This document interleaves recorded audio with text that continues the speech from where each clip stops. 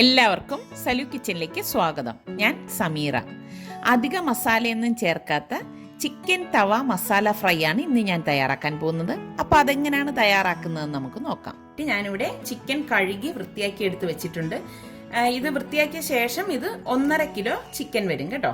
കുറച്ചധികം മല്ലിയില എടുത്തിട്ടുണ്ട് കണ്ടോ, ഇത്രയും മല്ലിയില എടുത്തിട്ടുണ്ട്. ഏകദേശം ഒരു 2 കപ്പോളം വരും മല്ലിയില. പിന്നെ നമുക്ക് വേണ്ടത് പച്ചമുളകാണ്. ഞാനിവിടെ 10 പച്ചമുളക് എടുത്തിട്ടുണ്ട്. 2 ഉണ്ട വെളുത്തുള്ളി. 2 ഉണ്ട വെളുത്തുള്ളി എന്ന് പറയുമ്പോൾ ഏകദേശം 10-30 അല്ലി വെളുത്തുള്ളി വരും. ചെറിയ വെളുത്തുള്ളിയാണ് ഞാനിവിടെ എടുത്തിരിക്കുന്നത്. പിന്നെ അത്യാവശ്യം വലുപ്പത്തിന്, ഈ ഒരു വലുപ്പത്തിന് ഇഞ്ചിയും വേണം. അപ്പം ആദ്യം നമ്മുടെ മിക്സിയുടെ ജാറിലേക്ക് ഇത് ഇത്രയും ഇട്ടിട്ട് ഒന്ന് അരച്ചെടുക്കണം. നല്ല ഫ്രഷ് ആയിട്ടുള്ള മല്ലിയില വേണം നമ്മൾ ഇതിനായിട്ട് ഉപയോഗിക്കാൻ.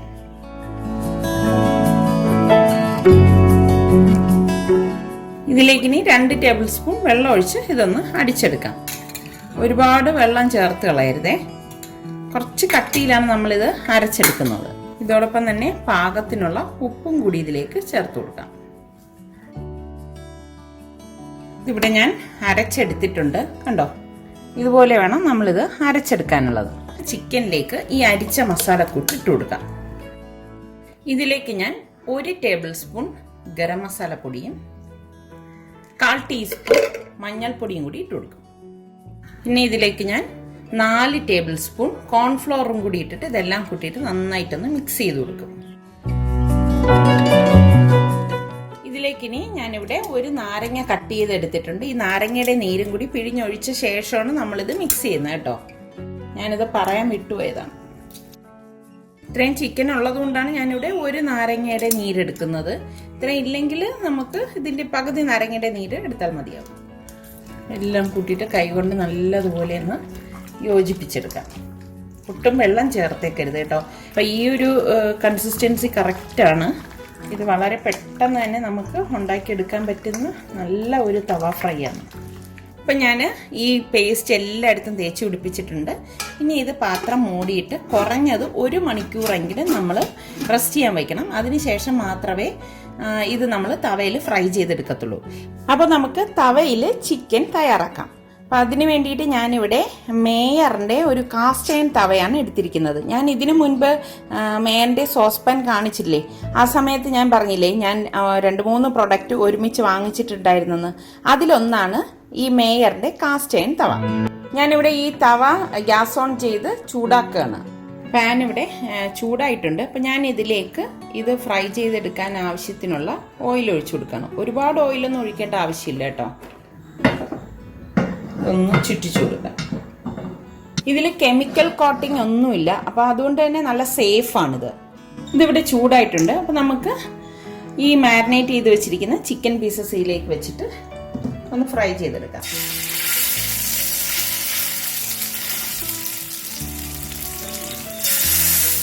ഇത് എല്ലാ കുക്ക് ടോപ്പിലും ഉപയോഗിക്കാൻ പറ്റുന്ന തവയാണ്.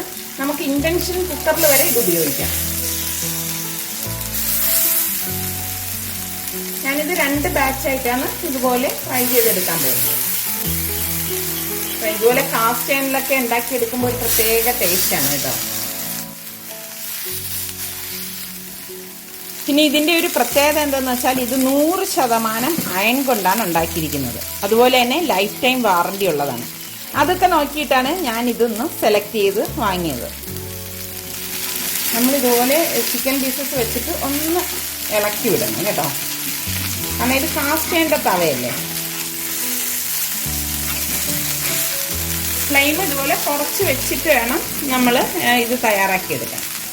അല്ലെങ്കിൽ എന്തെന്ന് വെച്ചാൽ ഉൾഭാഗം വേഗത്തില്ല. പതുക്കെ ഒന്ന് മറച്ച് വെച്ച് കൊടുക്കാം. ഇതുപോലെ തിരിച്ചും മറിച്ചും വെച്ചിട്ട് നമ്മളിത് വേവിച്ചെടുക്കണം.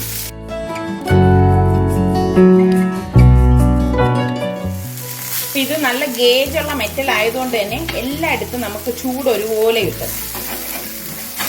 നമ്മൾ ഈ കാസ്റ്റ് അയണിൻ്റെയൊക്കെ പാൻ വാങ്ങുമ്പം കുറച്ച് കാര്യങ്ങളൊക്കെ ഒന്ന് ശ്രദ്ധിച്ച് അതൊക്കെ ഉണ്ടോ എന്ന് നോക്കിയിട്ട് വാങ്ങുന്നതാണ് ഏറ്റവും നല്ലത്.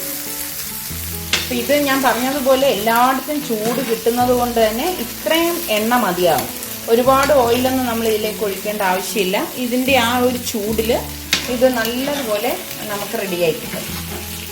ഇതിവിടെ ഫ്രൈ ആയി എല്ലാം നല്ലതുപോലെ വെന്ത് വന്നിട്ടുണ്ട്. ഇനി നമുക്കിതൊരു പ്ലേറ്റിലേക്ക് മാറ്റാം. ബാക്കിയിരിക്കുന്ന ചിക്കൻ പീസസ് നമുക്കിതുപോലെ തന്നെ ഇട്ട് ഫ്രൈ ചെയ്തെടുക്കാം. ഓവറായിട്ടുള്ള മസാല ഇല്ലാത്തത് കൊണ്ട് തന്നെ ഈ ചിക്കൻ ഒരു പ്രത്യേക ടേസ്റ്റാണ് കേട്ടോ. അപ്പം നിങ്ങൾ ട്രൈ ചെയ്ത് നോക്കണം. അപ്പം ഇതുകൊണ്ട് തീർന്നില്ല, ഇനി നമ്മൾ ഇതിൻ്റെ ഒരു മസാല കൂടി തയ്യാറാക്കാം. ചിക്കനെല്ലാം ഞാനിവിടെ ഫ്രൈ ചെയ്തെടുത്തിട്ടുണ്ട്. ഇനി നമുക്കിതിൻ്റെ മസാല തയ്യാറാക്കിയെടുക്കാം. ഞാനിവിടെ വലിയൊരു ഉരുളി എടുത്തിട്ടുണ്ട്. ഈ ഉരുളിയിലാണ് ഞാൻ മസാല തയ്യാറാക്കുന്നത്. അതിന് വേണ്ടിയിട്ട് ഞാൻ ഒരു 4 ടേബിൾ സ്പൂൺ ഓയിൽ ഒഴിച്ചു കൊടുക്കുകയാണ്. ഞാനിവിടെ 2 ഉണ്ട വെളുത്തുള്ളി ഇതുപോലെ തോലോടുകൂടി തന്നെ നന്നായിട്ട് കഴുകിയിട്ട് ചതച്ചെടുത്തിരിക്കുന്നതാണ്. പിന്നെ കുറച്ചധികം കരിവേപ്പില എടുത്തിട്ടുണ്ട്.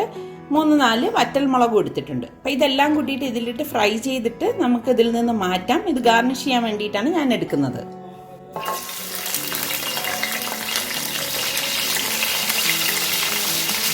വെളുത്തുള്ളി ഒന്ന് മൂത്ത ശേഷം നമുക്ക് കരിവേപ്പില ഇട്ട് കൊടുക്കാം. ഇനി ഇതിലേക്ക് ഈ കരിവേപ്പില കൂടി ഇട്ട് കൊടുക്കാം. ഇത്രയും മതിയാവും. ഇനി ഇത് എണ്ണയിൽ നിന്ന് മാറ്റാം. ഞാനിവിടെ 3 മീഡിയം സൈസിൽ സവാള ഇതുപോലെ സ്ലൈസ് ചെയ്തെടുത്തിട്ടുണ്ട്. ഈ സവാളയും കൂടി ഇതിലേക്ക് ഇട്ടിട്ട് വഴറ്റി കൊടുക്കാം. തീ കൂട്ടിയിട്ടിട്ടാണ് ഞാൻ വഴറ്റിയെടുക്കുന്നത് കേട്ടോ. പാകത്തിനുള്ള ഉപ്പിട്ട് കൊടുക്കാം. ഇനി ഇതിലേക്ക് ഞാനിവിടെ 1 table spoon ginger garlic paste എടുത്തിട്ടുണ്ട്. അതും കൂടി ഇട്ട് കൊടുക്കാം. ഇനി നമുക്കിതിലേക്ക് ഞാൻ ചിക്കൻ മസാല പൊട്ടി വെച്ചിരുന്നതിൻ്റെ ബാക്കി ഗ്രേവി ഉണ്ടല്ലോ, അത് ഇതിലേക്ക് ഒഴിച്ചു കൊടുക്കാം. ഇതിൻ്റെ പച്ചമണമൊക്കെ മാറിയിട്ടുണ്ട്. ഇനി നമുക്ക് ഈ തവയിൽ ഫ്രൈ ചെയ്തെടുത്ത് വെച്ചിരിക്കുന്ന ചിക്കൻ പീസസ് ഇതിലേക്ക് ഇട്ടിട്ട് മിക്സ് ചെയ്ത് കൊടുക്കാം. ഫ്ലെയിം ഞാനിവിടെ കൂട്ടി തന്നെയാണ് വെച്ചിരിക്കുന്നത് കേട്ടോ. ഞാൻ ഇതിൽ ഒരു 5-6 മിനിറ്റ് ഇതുപോലെ ഒന്ന് ഇളക്കി കൊടുക്കും കേട്ടോ. ഉണ്ടോ, ഇതിവിടെ റെഡിയായി വന്നിട്ടുണ്ട്. ഇത്രയും മതിയാവും. ഇനി നമുക്ക് ഈ ഫ്രൈ ചെയ്ത് വെച്ചിരിക്കുന്ന കറിവേപ്പിലയും വെളുത്തുള്ളിയും വറ്റൽമുളകും ഒക്കെ ഇതിൻ്റെ മുകളിലേക്ക് ഇട്ടിട്ട് ഗാർണിഷ് ചെയ്തെടുക്കാം. അപ്പോൾ ഇത് ചൂടോടെ തന്നെ നമുക്ക് സെർവ് ചെയ്യാവുന്നതാണ്. അപ്പോൾ ഞാൻ കഴിഞ്ഞ പ്രാവശ്യം അച്ചാർ ഉണ്ടാക്കിയിട്ട് ഇട്ട പോസ്റ്റിന് കുറേ പേര് അതുപോലെ ഇൻസ്റ്റൻറ്റ് അച്ചാർ ഉണ്ടാക്കിയിട്ട് എനിക്ക് ഫോട്ടോസൊക്കെ അയച്ചു തന്നു. അതിലൊരു മെയിൽ വ്യൂവർ ഉണ്ടായിരുന്നു, ദോഹയിൽ നിന്ന് ഒരു നൗഷാദ്. അപ്പോൾ ഇനിയും നിങ്ങൾ സലു കിച്ചൻ്റെ റെസിപ്പീസ് എല്ലാവരും ട്രൈ ചെയ്ത് നോക്കിയിട്ട് ഫോട്ടോസൊക്കെ അയച്ചു തരാൻ നോക്കുക. അപ്പോൾ ഞാൻ ഇനി ഇത് സെർവിങ് ഡിഷിലേക്ക് മാറ്റാൻ പോവുകയാണ്. അപ്പോൾ നിങ്ങളെല്ലാവരും ട്രൈ ചെയ്ത് നോക്കി നിങ്ങൾക്കിത് ഇഷ്ടമാണെങ്കിൽ ഇതിൻ്റെ ലിങ്ക് നിങ്ങളുടെ ഫ്രണ്ട്സിനൊക്കെ ഷെയർ ചെയ്യാനും ലൈക്ക് ചെയ്യാനും കമൻറ്റ് ചെയ്യാനും ഒന്നും മറക്കരുതേ. അതുപോലെ തന്നെ നമ്മളുടെ സലു കിച്ചൻ ഇനിയും സബ്സ്ക്രൈബ് ചെയ്യാത്തവരുണ്ടെങ്കിൽ ഈസി റെസിപ്പികൾക്കായി സലു കിച്ചൻ സബ്സ്ക്രൈബ് ചെയ്യാൻ വേണം കേട്ടോ.